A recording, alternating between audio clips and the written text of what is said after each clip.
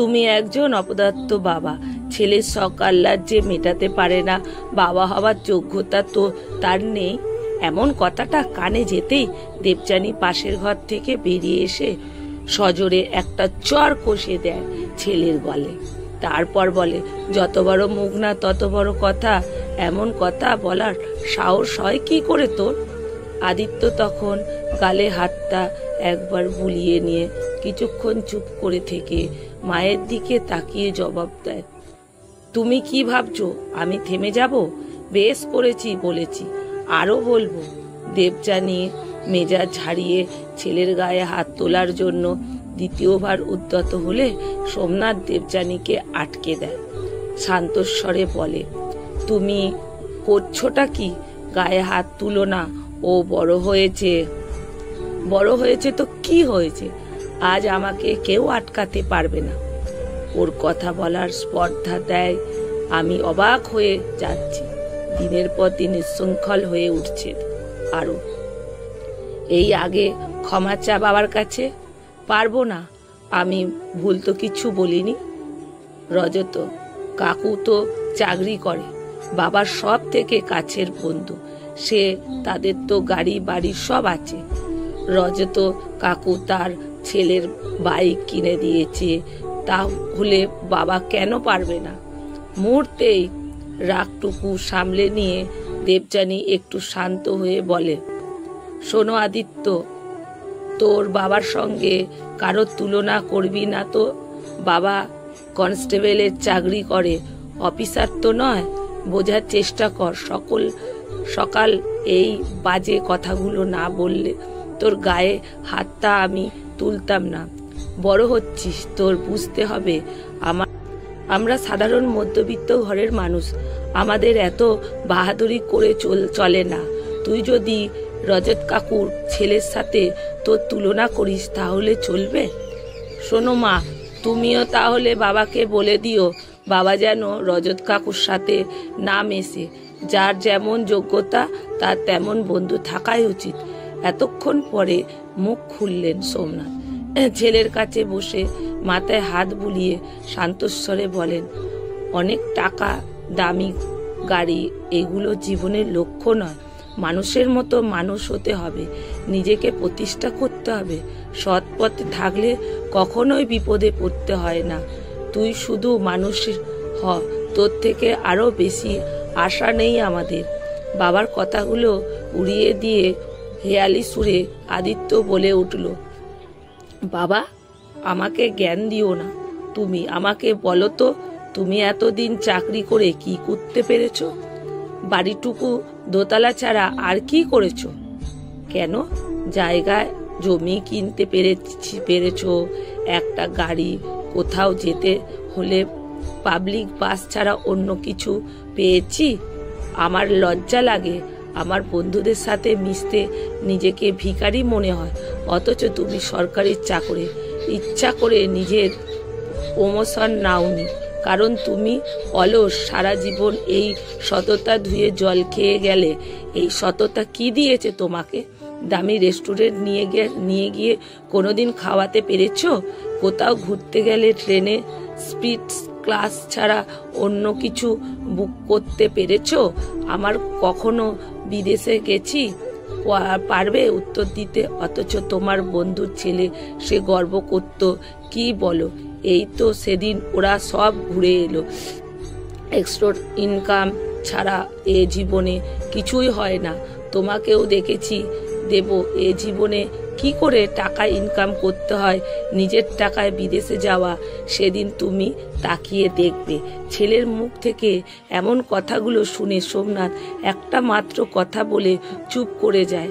দেবযানী পাশ থেকে বলে, আর কথা বাড়িও না, তুমি ঠিকই বলেছ, সময় এলে ঠিক বুঝবে।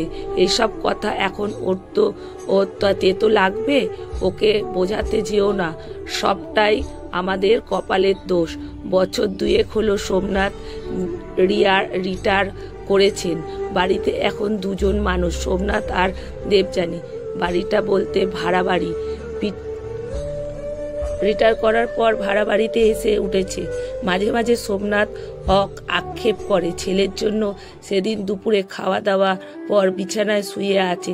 সোমনাথ দেবযানীকে বসেছে গল্প বই নিয়ে। সোমনাথ কি যেন একটা চিন্তা করছে।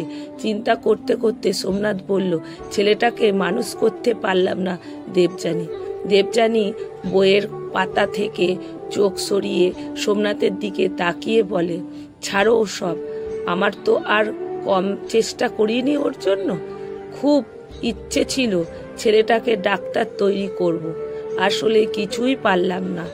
আমাদের কি ইচ্ছে ছিল না এই ছেলে বৌমা সবাইকে মিলে একসাথে বাড়িতে থাকবো?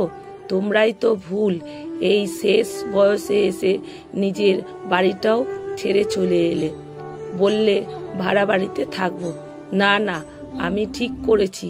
তাছাড়া আমি বাড়িতে থাকলে ছেলের অনেক অসুবিধা হয়ে যাচ্ছিল। আমি বাবা হয়ে ছেলেকে তো বলতে পারি না বাড়ি ছেড়ে চলে যেতে। সে যাই হোক, তোমার অসুবিধা হবে না সে ব্যবস্থাও তো করেছি, শুধু অপেক্ষা। ছেলেটা মনের মতো করে তৈরি করতে পারলাম না।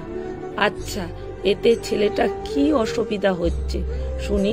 ছেলে তো ভালোই আছে, নিজের গাড়ি বাড়ি, হাতে প্রচুর টাকা, বৌমাকে নিয়ে তো বেশ আছে। ওটাতেই ভালো, থাকলেই ভালো। দেবযানী, আমি তো বাবা, আমি সব কিছু।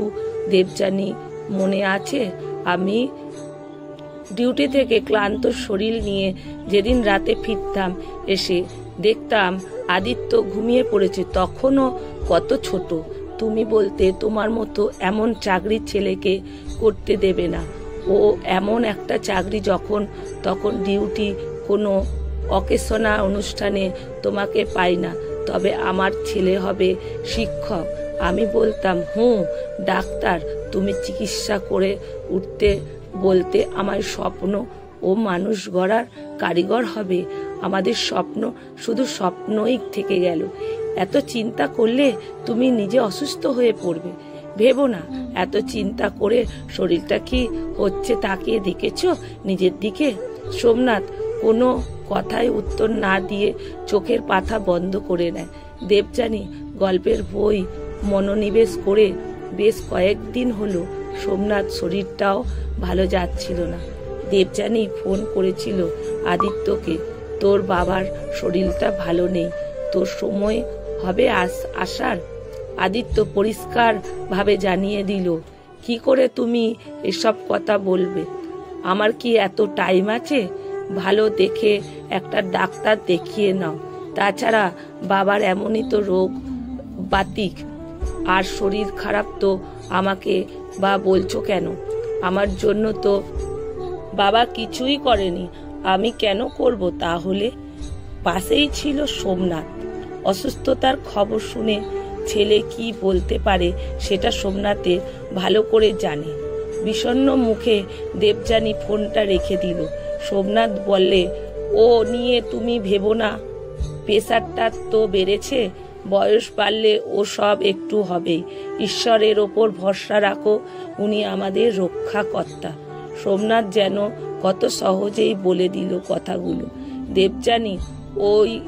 দেবযানী বুঝতে পারে সোমনাথের মনের অবস্থা, অথচ একসময় ছেলের শরীর খারাপ শুনে কত দূর থেকে ছুটে আসতো সোমনাথ তখন পুরুলিয়ায় পোস্টিং। একবার সামান্য জ্বর হয়েছিল ছেলের। পরের দিন সকালে বাড়িতে এসে হাজির দেবযানী। বলেছিল, এমন কিছু বাড়ির তো হয়নি? সোমনাথ বলেছিল, তুমি একা পারবে না সামলাতে। অথচ দেখা সেই ছেলে, এর জন্য সোমনাথ কখনো কখনো নিজেকে দোষ দিয়ে বসে। 1 বছর পরে ঘটনা, ডাক্তার দেখিয়ে সোমনাথ মোটামুটি সুস্থ। ডাক্তার বলেছে প্রতিদিন মর্নিং ওয়াক করতে, 5টার ঘুম থেকে উঠতে। দেবযানী আর সোমনাথ দুজনেই প্রতিদিন মর্নিং ওয়াকে চলে যায়।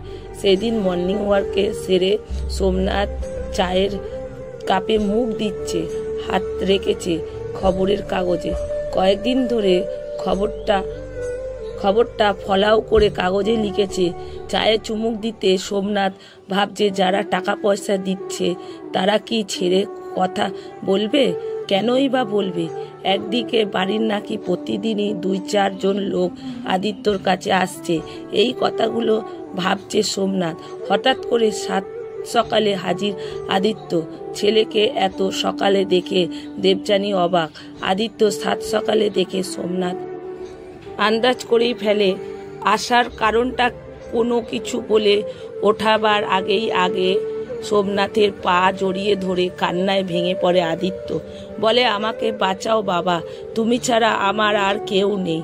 আজ বুঝতে পেরেছি তুমি ঠিক, তোমার আদর্শ ঠিক। বাবা, আমি এত বুঝতে পারছি আমি কত ভুল করেছি। টাকার লোভে আমাকে শেষ করে দিল।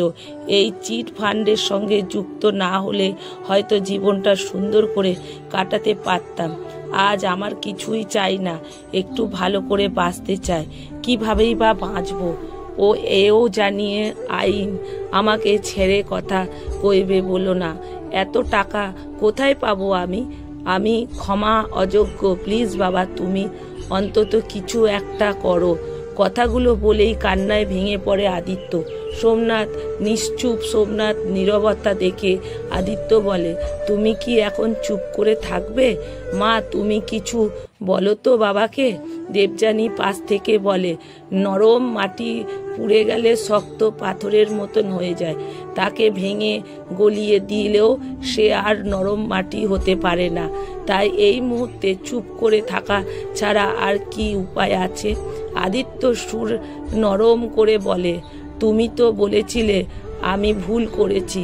তুমি বলো তো মা, আমি কোথায় পাবো এত টাকা? বাবাকে বলো কিছু একটা ব্যবস্থা করে দিতে, অন্তত বাড়ির দলিলটা ব্যাংকে রেখে টাকার ব্যবস্থা করে দিক অন্তত। সোমনাথ ছেলের হেন কথা শুনে একটি বাক্যও খরচ করে না। আসলে এটাই তো হওয়ার ছিল। সোমনাথের নীরবতায় যেন বড় একটা জবাব দিয়ে দেয়।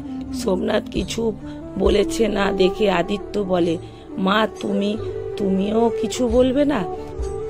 হ্যাঁ, নিশ্চয়ই বলবো, তবে তোর হয়ে নয়, অন্যায়ের হয়ে। আবেগ তোর বাবা আগেও কখনো কথা বলেনি, তাই আজ কিছুই বলবো না। আর বাড়ির কথা বলছিস, ওই বাড়িটা তো তোর বাবার অনেক কষ্ট করে করেছে, সৎ পথে রোজগারে তৈরি। তাই ওই বাড়ির কথা মুখেও আনবি না। তাছাড়া ওই বাড়ি তো আমার নামে কোনো খারাপ কাজের ব্যয় হোক, আমি সেটা চাই না। তাই আমার কিছু করতে পারবো না। এখন তুই আসতে পারিস। কলমে সরজিৎ ঘোষ, গল্প জবাব, পাঠে অনিতা ভট্টাচার্য।